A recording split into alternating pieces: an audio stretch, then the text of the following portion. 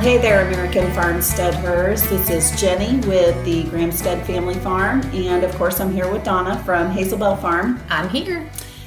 Nice to see you. Nice to see you after a week off. I know, we had a whole week off. Yeah. And that completely flew by. It did. Was it productive for you? It was, but I was kind of like, I had to work though. Oh, that's right. That's So- right. You had to fill in at the office. Yeah, so our family business needed me to fill in for vacations, and so I didn't get as much farm stuff done as I would have liked, but it was productive. Yeah. Well, that's good. Yeah, I can't complain.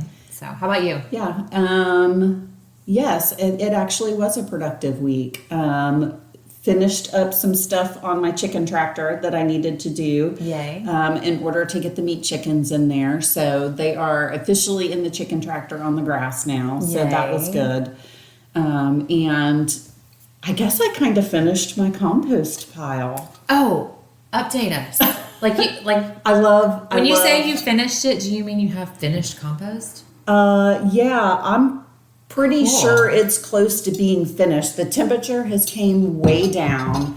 It looks really great. I might still move it a time or two, but I'm actually to the point where I'm like, I might go take a handful and just throw it on a plant and water it and see what happens. See what happens, yeah. Because, it is testing pretty high on nitrogen, But you need that. but I need that. Yeah. Yeah, so I'm sold on the freezer compost bin.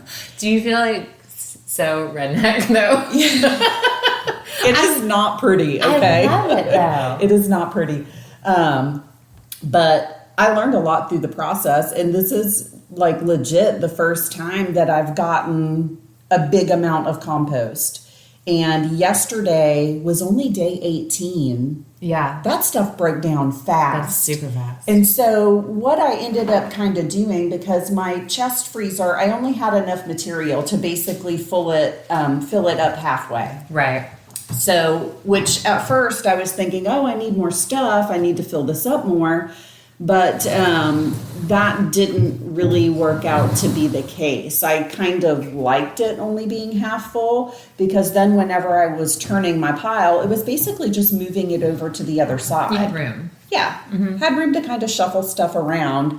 And my air pump idea really kind of got nixed about halfway through. Really? 'Cause Yeah. I thought of a fix that you might need on that. Yeah, well, I came to the conclusion that I need to build like a frame with a screen to go over my air pipes instead of having all the material sitting right on top of the air pump pipes. Okay. And my air pump needs to be stronger. Uh-huh. So, You kind of already decided that before. yeah.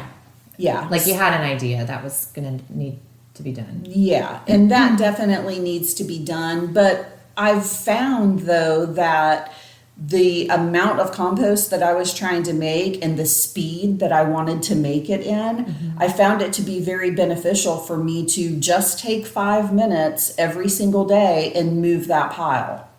Okay. Turn it over. And it doesn't... So then you didn't need that blower at all. Right, because if you're turning a pile once every 24 hours, that's going to introduce the oxygen that you need. Right. And it's going to help it break down faster. Right. Plus, I had so much nitrogen in that pile. Nice. It was so hot. There was one time I went and looked at the thermometer and it was almost at 160. Wow. And I was like, oh my gosh, I need to break that up. I need to turn it, Wow. because I did a little bit of research because I was afraid, like, is this getting too hot? Is it too hot, right. Is it killing all the good stuff? Right. And so the information that I found online was you don't want it over 200 degrees. 200 degrees is going to kill your your good bacteria. Okay. But to kill weed seeds, you only need it at 130 for 3 days. Nice. So You did that. yeah, it did that. That's so cool. Yeah. So I'm super happy with how it came out, and I'm going to continue it. Just making small batches to continually just feed the garden. I really like it being in that chest freezer. even though it's not the prettiest. Yeah, but see, I feel like when I do a pile on the ground, I feel like I'm losing everything the ground. It gets wasted, and the chickens get in it, and they spread it all out, and it doesn't have time to cook. Right. Like, I really feel like it being enclosed, it gave it an opportunity to really cook and keep the critters out of it. Yeah, and you could collect what was left, and it's not just like becoming part of the ground. Right. That's what happens. I'm like, where did it go? It's dirt. Yes. So, I'm encouraging all y'all, like, if you got an extra freezer laying around and it's broke and you need to know what to do with it and you garden, make a compost bin. Because I'm thinking IBC tote for me. I think the neighbor actually has one on the fence line. It hasn't moved since we've been here. Yeah. And it's an eyesore where it is. That would totally work. Yeah. I need to see if we can contact him. I don't know. But that would be something. Any big container. That's any big container. Hold all your goodies there. Well, that's cool. I'm glad that's working out for you. Yeah, so it's super motivating to watch you do it for me. I can't believe how easy it was. I'm like, how come I haven't been doing this? Like, I mean, I've tried to figure out the compost thing so many times. We've built pallet bins and bins on the ground. And, that's like the first day of homesteading. You have to build a pallet bin for your compost. You're definitely going to be successful at one day. Right. Yeah. So I'm glad that I finally figured out something that works out. For me, at least. That's so cool. I'm so happy for you. That's cool. Yeah. So, that's basically what I did all week was ooh and ah over my compost. Play with your compost. I love it. That's so cool. And I put tomatoes in. Yeah. I did. I put tomatoes in. I have them ready to go in. Mm-hmm. I was ready to. I know. I put mine in and I was like, should I do this? Because we've got this big hurricane kind of looming out in the Caribbean. Yeah. And I was really sitting on the fence on whether or not to put stuff in. But my tomatoes desperately needed out of the pots and I didn't want to pot them up. And all of my brassicas are the same way. They are dying to come out of their pots. Yeah. So yeah, I have some that really, I cluster seeded mine, in little trays, and then I separated them out. Mine aren't getting full sun yet anyways, but I was thinking I'd put them out. I've got some like low tunnel material that I could use, not like plastic. It's bug netting. I use it as bug netting, but it's like frost cloth. Yeah. So it provides enough shade. I felt like that would be good to go ahead and put them out. But the storm coming, I didn't want to take the chance yet. However, I've got that tall shelf with all the solo cups of plants that I'm going to have to get them off the shelf or they're going to just blow around. Right. So still have to do something. One more thing that we have to figure out in order to prepare for the storm. Yeah, so that's what we're talking about today. We are preparing for the storm. Yes. So we thought this would be a good topic because there's more to preparing a homestead than just a home when it comes to a storm coming. And maybe you aren't in hurricane country. Maybe you're in blizzard country in the winter and you have to prepare for those storms. And so these are some things that we do to get ready for a storm. We're coming from the hurricane perspective. Jenny and I have lived in Florida forever. Yes. And have been through some storms. Yes, we have. Some doozies, some not so doozies. And we're kind of the mind of, so here's a question that I get frequently is, are you a prepper? Are you guys preppers? So we'll answer that question today. Yes. Yes? Yes. Well, I think that being homesteaders, you kind of naturally fall into the prepper category a little bit, just because of our lifestyle. Well, Zach Bauer at An American Homestead on YouTube. Okay. He always says, I'm probably going to butcher it, but he says something along the lines of, if you take prepping, to its logical conclusion, you're always going to end up at homesteading because the whole prepping mentality is like gather the stuff just in case. Yeah. But at some point, then what?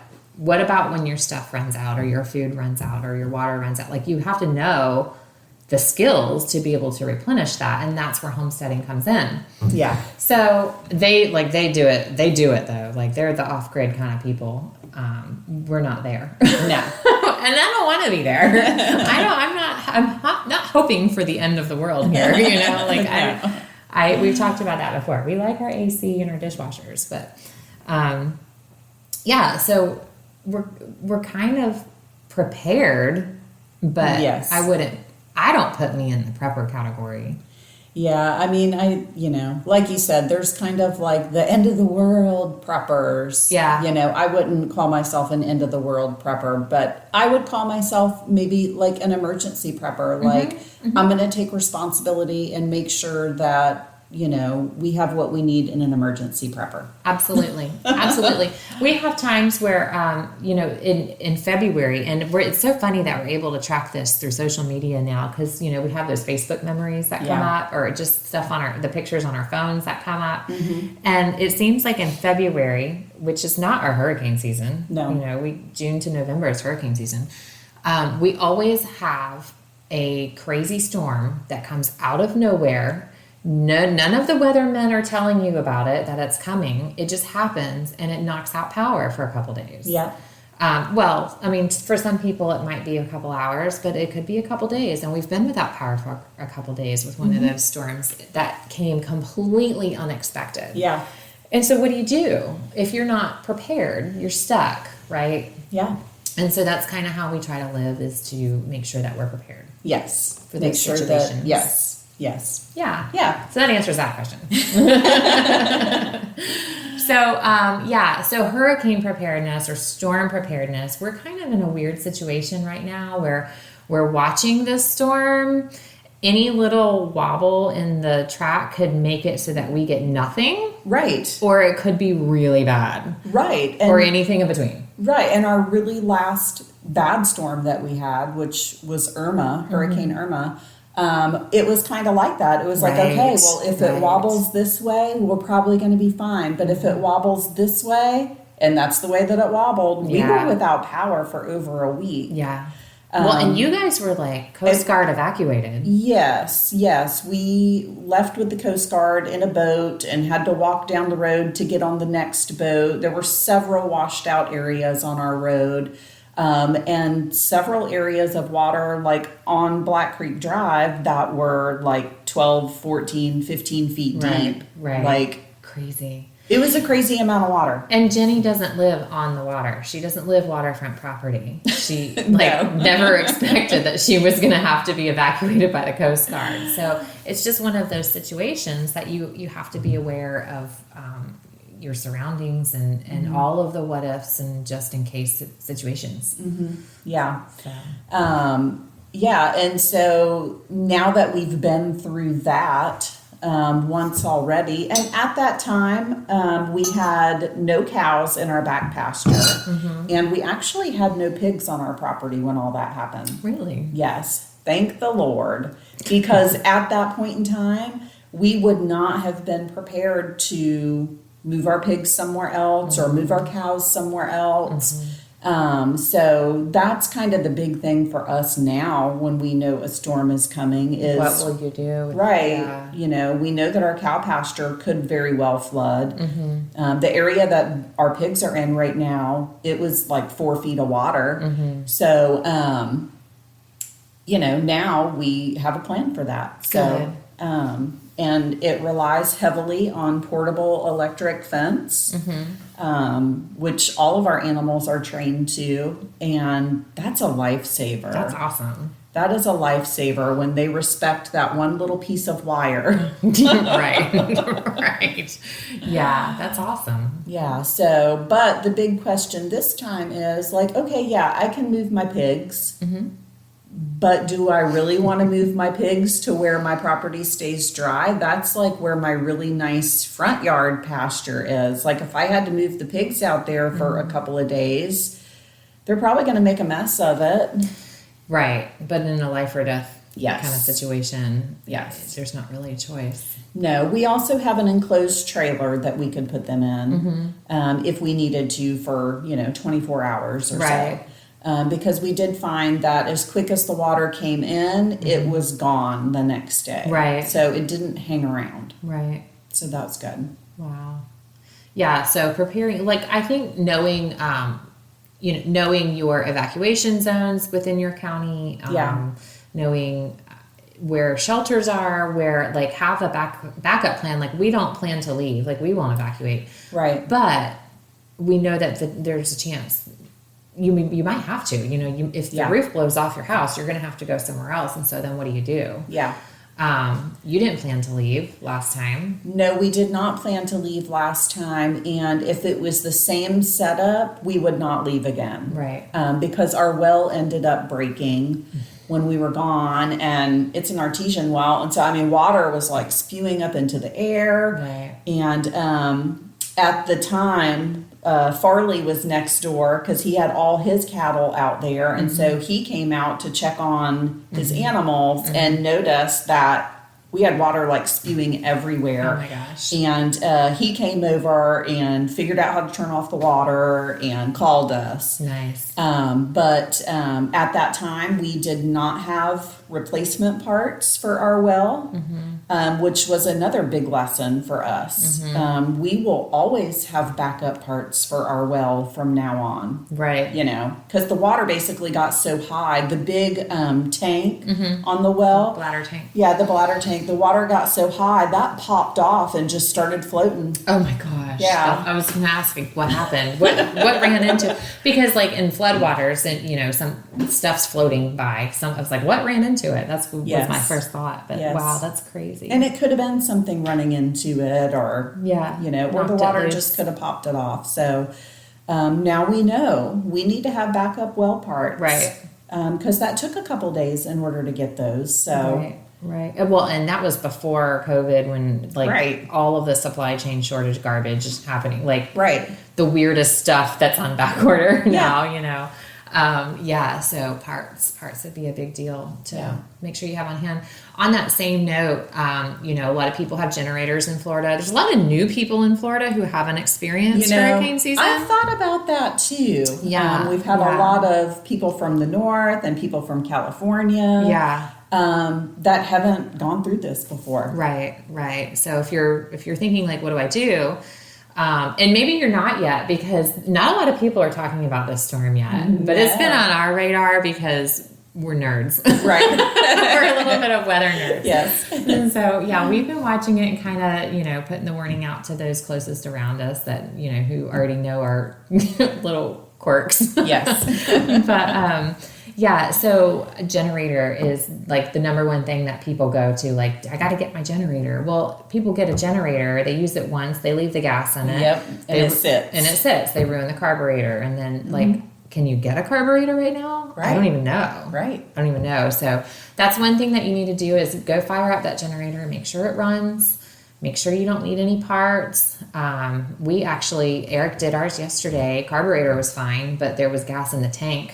Right. And that, had been sitting for old gas. Yeah. So it had moisture in it. There was a ton of water in it.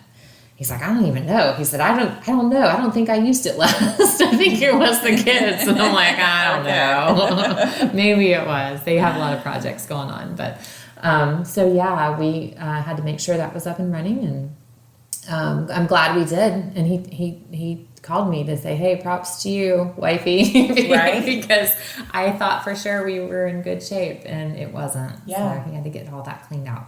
Yeah. So that's good and done. And then I just want to say a safety measure for running generators, because like I said, a lot of people are new to that and don't know. To us, it's common knowledge, but obviously don't run your generator in your garage or any kind of enclosed area. That's just a recipe for disaster. Yes. So you want to make sure people do that because they want it covered. They don't want it to get rained on. So you do want it covered, but you don't want it in a closed-in space, and you don't want it right up at your bedroom window either. Yeah, not right in front of a window. Yeah. So Because if you're running it, the power's going to be out and you're probably going to have your windows open. Yeah. Well, what we do, we like to have a window AC unit. And because we're spoiled, this is why we could never live off grid. So what happens when a hurricane comes through oftentimes is it's hot. It's hot. It's muggy. It's tropical air. It's nasty. So we will all sleep in one room at night. The kids will bring their mattresses in to the floor, and we'll do a window AC unit and close all the doors, and we'll run an extension cord to the generator overnight. That's just how we do it. Yeah. I don't want to do it any other way. So do we need that? No. Is it like necessary to living? No. Does it make us happy? Absolutely. Yeah. The last time we had to run our generator, we opted to alternate it because we wanted to keep our fridge going. And obviously we have big deep freezers that are full. I'm a little afraid this year. And, well, we found out with Irma that as long as you keep the freezer closed. And so now we know if there's a big storm coming and we think we need meat out of that, you better take the meat out of it before the power goes out. Because once the power goes out, do not open your freezers. No. Just leave your freezers closed. And we found that if we hooked the generator up to it once every couple hours for like an hour and just ran it. Yeah. And so we ended up alternating our freezer and our refrigerator inside with our generator. So, and it actually didn't take that much gas. It wasn't that bad. No, we do the same. We would run like the kitchen refrigerator for an hour. Yeah. A deep freezer outside for an hour, and then we do the AC at night. We also use it to run our well pump to have water everywhere. And then if you're on a private septic, if you have a septic pump to your drain field, we would run that once or twice a day. We would run that pump to make sure that the septic tank was draining to the drain field like it's supposed to, because you don't want that backed up. You don't want your that house backed up with no power. No power, and that's like a recipe for disaster. Like, we are evacuating if that happens. Oh my gosh, yeah. I'm not living in sewage. No. That would be terrible. Yeah, that would be awful. I actually had never thought about that before, but that would actually be awful. Where we are here now, everything's gravity fed, so we don't have a septic pump. But but our water's not artesian, so we do need the well pump for our water. So water is probably, people think generator because they will miss the power, but water is your number one thing you need to make sure that you have. Yeah, definitely have your water source squared away. Like referencing our last big storm that we had, we thought, our water source is okay because we have an artesian well. And if power goes out, the water still comes into the house unless the well breaks. And you don't have parts. Gosh. So really, you always need to have a backup, but you always need to have a backup to your backup. Because stuff happens. Well, and then in that situation, not only was your well not in working order, but then when you finally did get it in working order, I'm sure it had to be flushed. And cleaned and that before you could actually use it for drinking water. So, I mean, it was in floodwaters. Right. Gross. I mean, that's sewage and gosh, terrible. Well, so water. So experts say 1 gallon per person per day. If you've ever run out of water unexpectedly, like if you've ever woken up in the morning and tried to do farm chores without water, you'll find out very fast you need more than 1 gallon per person per day. Yes, you do. We had that situation. We've had it here actually, where we have a faulty breaker. Something's going on out there with I don't know. We've got some ridiculous pump system happening out there.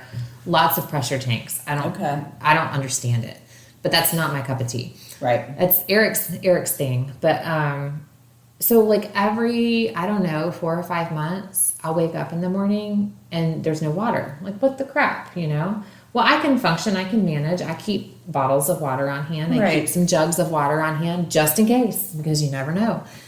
And then by the time he gets up, I'm like, hey, there's no water. And it's whatever it is, I need to go learn it. I think it's just a breaker. he's flipping a breaker out there, probably.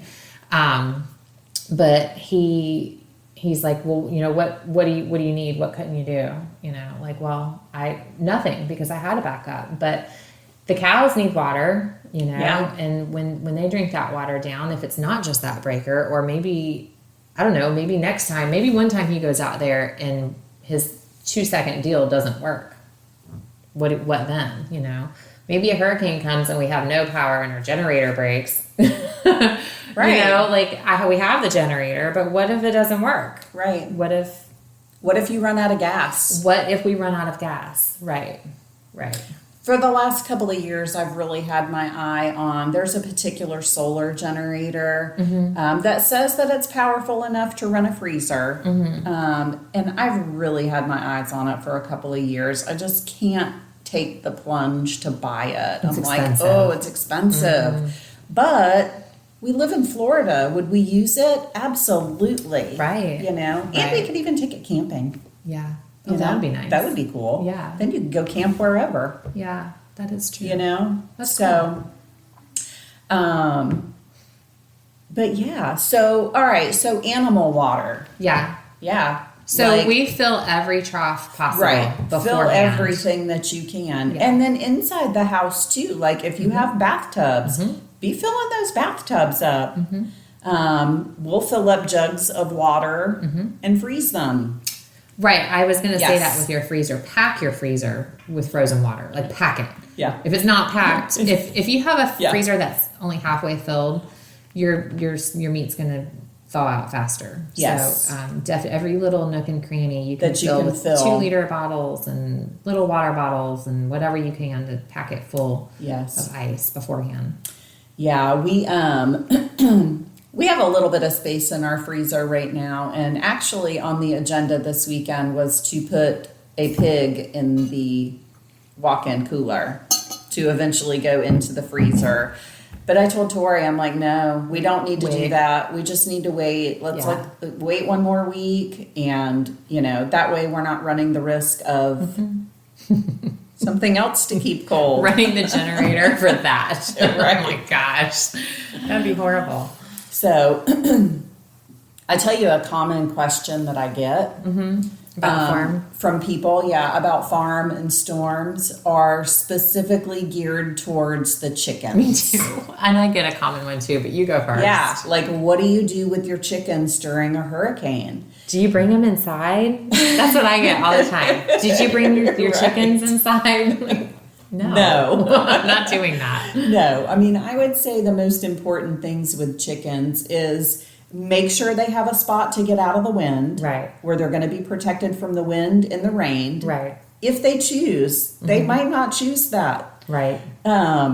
Make sure they can get out of the wind and the rain. And we leave our coop doors wide open. So they can come and go. So they can come and go as they feel fit. You know, if you have a tree that falls on your chicken coop and your chickens can't get out. Right. That's a problem. Right. They'll know where they want to go. Exactly. You know, if they don't feel safe where they're at, they need to be able to get out and go roost in a tree or roost wherever they want. So... we do the same thing. We'll open the coop door. I will put a tarp on one. My chickens have 2 sidewalls and 2 open sides on the coop. And it's a great big space. But half of it is roofed over. And the way those storm rains blow in sideways. They blow in sideways. Yeah. So I will put up a tarp or I don't know, a piece of panel or something on where their perch is. Yeah. So they can have that option, but I'll also tie the door open so they can get out and go somewhere else if they want to do that too. Yep. Yeah. Yeah, I really feel like that's the safest thing to do with the chickens. The egg-laying chickens. The meat chickens? So our meat chickens are chicks right now. Yes. Yours are on grass? Yes. Mine are on grass too, but okay, so they're in a tractor. I have 60. Yeah. They're in an 8x4 tractor. They have plenty of space. Yeah. The tractor doesn't have a wire bottom. This is something I need to change for next time. The next time I decide I want to put them out so young. Okay. Because the field they're in is exceptionally sandy. Okay. And they're able to dig Yeah. Like they find one little spot of, Yeah. you know, get their little dirt bath, and they're digging out. Under the... Yeah. So we have like, guys, people will see a chicken coop at my place on a video. I've had so many questions like, you don't free range your chickens? No. Do I need to remind you? I used to. Right. I used to. And here's the thing. If you want to free range your chickens, just know that you're going to have a constant slaying of animals, and you're going to have to constantly buy new animals, and trying to prevent that. So there's things that we're doing to move them around pastures and that. But as far as like my laying girls go, no, they can come out, but they have to go up at night. And not all the time, because they also want to poop in the cow feeder, and I can't have my cow getting sick. So. Right. Yeah. It's like there's so much to think about other than just you don't let your birds free range, you know. So in like this week, in a 2-day period, we had eagles right here. Like I could touch them low in my backyard. I don't know how many hawks. Like they just like, there's hawks everywhere. They just camp out here. I've got crows and blue jays trying to eat my chicks at the tractor. Really? Yes. In Dang. any given moment when I walk outside, I've got crows eyeballing those chicks right there, and they will. They'll attack them, you know, when they get up close. So they're just like waiting for them to get out. I guess I don't know, but a couple of times they got out this morning when I moved them. They found one little low spot in the dirt there and started up like, no! Right. They're like spilling out. And as fast as I could scoop them up and put them back, they were coming back out. It was stupid. But so for my chicks, I'm not going to be out there checking on them. I'm not going to be worried about moving them. I mean, there's some things that you just kind of throw to the wayside and when the storm is approaching and you're going through it. So I think what I'm going to do is put them in one of the stalls. Yeah. And I won't leave that open. I can't. I mean, they're chicks. Right. They're just too vulnerable. No, my chicks will not have a choice on whether or not they leave their coop, like my egg-laying chickens. Yeah. Because they're 2-week-old chicks. Right. So I will kind of do the same thing. I have a lean-to that's attached to my greenhouse. It's actually where my brooder is right now. So I just need to flip the brooder over on its side, and then I can fit the chicken tractor under the lean-to. Good. And so I'm just going to tuck them in there. Yeah. And hope for the best. Yeah, you know? Exactly. That's all you can do with the chicks. Yeah, I just didn't want them out in the storm. Under the trees and right. Like they can't be out in the wind. You've got to try to keep the rain off of them. So I'll probably do an extra tarp on their little deal. Yeah. And 2, I have a big like plastic doghouse that my dogs pay zero attention to, and it has a top and a bottom. And so I figured I would take it apart and put them both upside down on the ground. That way the chicks can run under there. That's a good idea. Yeah. So that's their come and go. That's their come and go, but their come and go is going to be in the tractor. Yeah. And you know, I mean, hopefully a tree doesn't fall on the greenhouse. Yeah. But I mean, you know, that's just something that, you know, may happen. You know, I mean, you just can't you can't have the perfect setup every single time. No, there's always going to be situations where things can happen. Things can happen. Yep. So trees are a big issue. Right. The ground is already saturated. I mean, like I said, we could get nothing, or we could get 12 inches of rain overnight. Yes. So I did see I did see one of the rain maps that it does say 12 inches of rain, and it's pretty darn close to where we are. So, and some of the models are now showing like where the storm might stall out over top of the state. We've dealt with that, where we're dealing with a storm for 3 days instead of just like a come and go storm, you know. Yes. So if that happens, we'll definitely get maximum rainfall. So you're looking at the possibility of trees uprooting. Yes. The wind is an issue, breaking branches.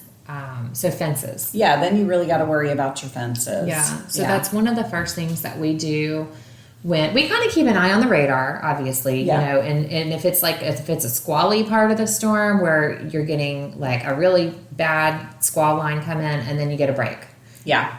On those breaks, we might run out and do a quick check. Yep. Yeah. Yep. Go out and do a quick check. Yeah. Jump on the 4-wheeler. Yep. Make sure nobody's dead. Maybe do a little bit of mudding in between squalls. That always happens at my house. I'm sure. But we like to check our perimeter fences for sure and make sure there's no place that our cows are going to step over the fence. Because that's nothing makes your heart drop like going, the cows are out. Right, I know. Yeah, no, for us, that heart drop is the pigs are out. The pigs are out. And it's like, oh. And we actually, our big pig pen right now where we have our sows, it has a row of pine trees that we've already taken out about half of them because they have pine beetles in them. Oh. And so we right now probably have about 20 trees that are pretty much dead. Oh my gosh. In our pig pen that have been eaten up by pine beetles. And we just didn't get to it this summer. That was one of the things that we've been looking at going, yes, we have to do that. But it was just too hot to be out there cutting down trees 20 this trees, summer. right. 20 trees, right. It's 100 degrees outside. So that is going to be an issue for us. Right. You know. Something to keep an eye on. So I'm kind of wondering, like, in my head, like, should we go ahead and move the pigs? Should we go ahead and just move the pigs? I probably would. I mean, obviously, we have a few days still, so that's the good thing about hurricanes. Is like we have time. To you have prepare. time. If you're to paying think attention, you have some time. So you have a few days to make a decision on that. And if it's me, if I'm you, that day before, if it's coming right at us, I probably would move them. Yeah, and here's the thing. We have a second pig pen that's already set up with electric. We could move the sows right over there, but we just put a bore in there. Oh. And so one of our sows were full on game with having her bred, but the other sow was the one that we were supposed to put in the cooler this weekend. So it's like, well, I mean, the timing would have to be right for her to be in heat. Right. And you could still put her in the cooler next week. Right. Yeah. Well, so there's that. Another facet of being prepared for the storm. There's so many variables that you have to think about. You kind of have to think of like all of the situations that could possibly happen, you know? Yeah. So what about your sheep? What are you doing with your sheep? The sheep right now are in my front section of woods, which majorly flooded during Irma. So that's where they are right now.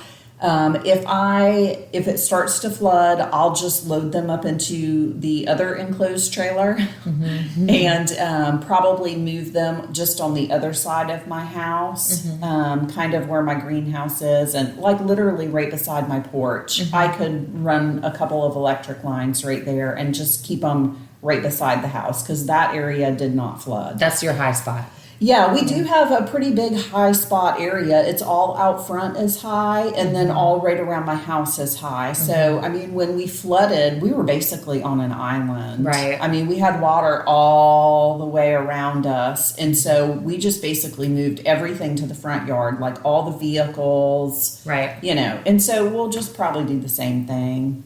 We've already got electric fence set up out there because we have 2 cows up there right now. So. And speaking of the cows that are up there right now, Hershey's due date is the day of the hurricane. Yeah. That's happening. That's happening. That is for sure happening. So that's something else. So you really can't leave. You need to be there. Yeah, I have to be there. So, I'm trying to we've only had a couple of calves on our property, be born on our property under our care. And so in my brain, I'm kind of trying to think like of all the different variables for calving during a hurricane. Like, well, she's not going to care if it's a hurricane or not. Like if she goes into labor, she's going to labor and have a calf. Yeah. You know. And she calved very easily her first time. Yeah. I mean, she had no problems at all. So chances are that will repeat and she'll be just fine on her own. Yeah. It'll just be another fun thing to check on. Make sure that calf won't be trained to electric fence. Nope. So that'll be something to watch. Hopefully the calf will just stay by her mama. With mama. Yeah. Probably. Yeah. Probably so. So it should be interesting, to say the least. What else as far as farm goes? So I always look at hurricanes like what you're dealing with during the storm and then what you're preparing for after the storm. So no power in town means no feed stores. Yes. So just like you need to stock up on feed for yourselves, you need to for your animals. Yeah. I'm going to do a feed run Monday, I think. Yeah. And I just went and got a round bale today. Just top off hay, make sure there's plenty of hay. I think I'm going to go ahead and get a round bale to keep dry. Yes. For after the storm. That back part that most of the cows are in right now will probably get pretty wet, and I'll want to move them out. You know, you have like snakes come out of the woods and all of that. So I'm probably going to want to move them off of that. It'll be time anyways by then after the storm. So I'll bring them up to where they have dry hay. Yeah. And that's my plan. I fill feeders, because I'm not checking feeders in a storm. So I try to fill those. Cows, I don't stall anybody. I don't know much about horses, but my understanding is you don't stall horses either. Yeah, I mean, my cows will have free reign of the pasture. Yeah. The catch pen will be open. I'll open the stall so they can come in if they want. Yeah. But I'm not going to force them to stay in there. Yeah, same. Yeah.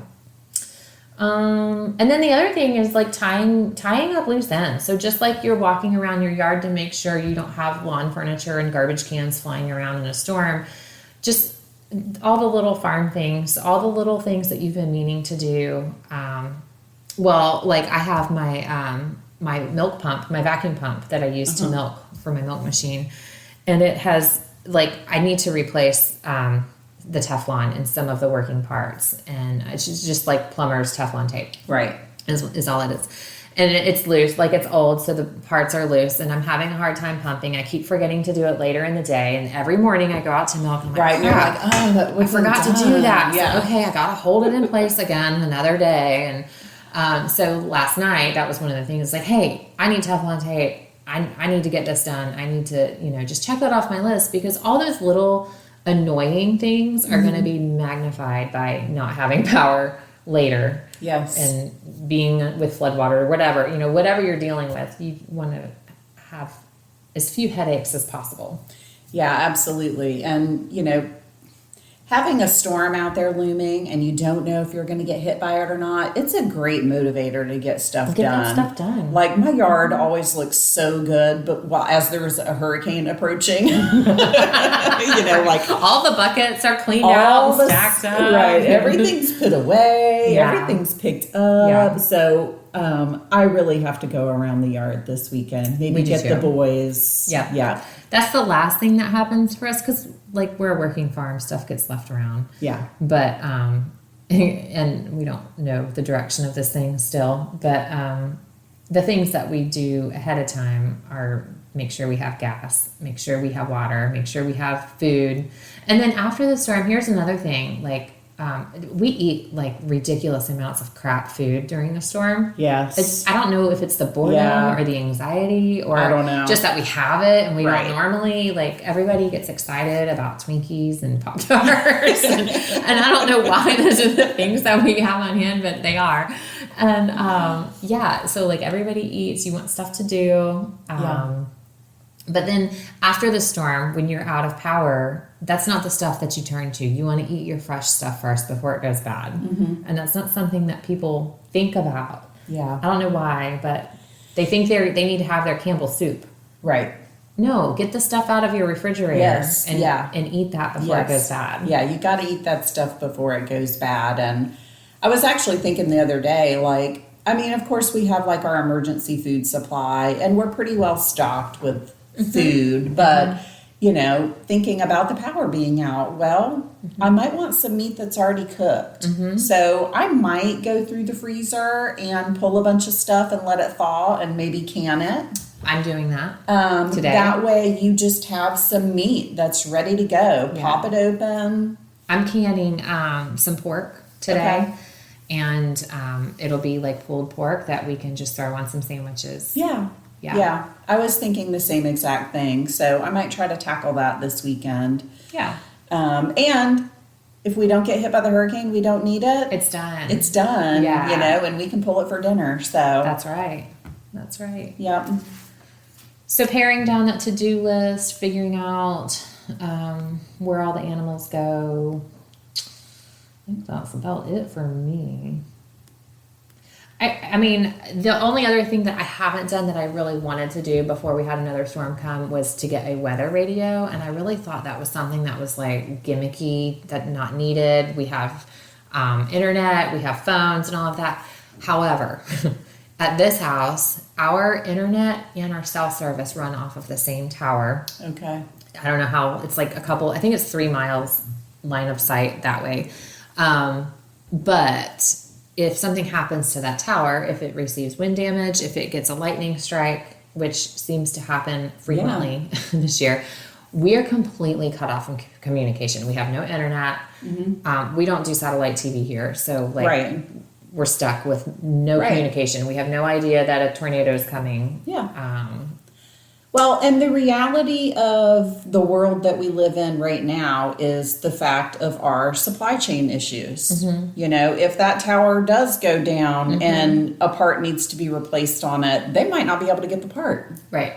You know, so you might be out for a while. Right. Same thing, and Mike just mentioned that about the power companies. Mm-hmm. Mike's weather page. For any of you listeners who don't know about Mike's weather page. Oh, gosh, he's awesome. Mike's weather page, love him. Love him. He just mentioned the other day on one of his lives that he knows people he knows a lot of people in the industry, of course. Mm-hmm. And he's had a lot of people in the power industry tell him, you know, like they're not able to get transformers like they used to. I just heard that a couple weeks ago. Right here in our county. Yeah. They don't have so, like they used to have. You know, maybe get a little extra gas for that generator. Right. You know, or the weather radio as a backup. It's a backup to your backup. Yeah. Oh, and propane. Have a way to cook that food, heat up that food. You're not going to run a microwave off your generator. So know how to cook over a fire or on your grill. Yeah. Make sure you have extra propane. Yeah. If you have a gas stove, understand that the little starter won't work without electricity and know how to start it with matches. Just all those little things. Whatever you need to do to live in your day-to-day life, you want to be able to do. Right? Yes. Couldn't have said it better. Yeah. So I think that's good. Other than your normal, like, food, water, batteries, lights, like, that's the boring list of things. But paper goods. Everything disposable. Yes, everything disposable. Yes. That way you're not having to wash dishes and clean your house. Yes. Dear God, clean your house. Yes. For the love of your insanity, clean your house beforehand, but understand you're going to have to do it again as soon as your power comes back. Mm-hmm. It's going to be bad. All the laundry needs to be done. It does. It gets so messy. Well, and everything is muddy. Everything's Everybody's in and out. Because all the doors are open, the windows are open, so all the humidity. Yeah. It's bad. So clean your house beforehand. Have some grace for the kids coming in with muddy feet. Mm-hmm. And buy yourself a good puzzle to pass the time. Yeah. I think I'm going to get puzzle out. Books, stuff for the kids to do. Mm-hmm. Their phones may or may not work. So you want some extra battery packs, but you want some other things to do besides tablets and screens. And yeah, you can only do that for so long. I know. Even the kids. They'll be out exploring. Yeah. Let's go find that tree we think got struck by lightning. Yeah. Let's find it. Yeah. All my people love to be outside during storms. Us too. Yeah. Us too. Yeah. So, all right. Well, good luck, you guys. Yes. We don't really know what next week holds. So, we're hoping to catch you next week. And if we don't, then it's because we have no power. We have no power. We'll let you know if we're able to. Yeah. We don't have a podcast backup plan. No. The podcast backup plan is we'll see you in 2 weeks. All right. Thanks, guys. We'll talk to you soon. Bye. Bye.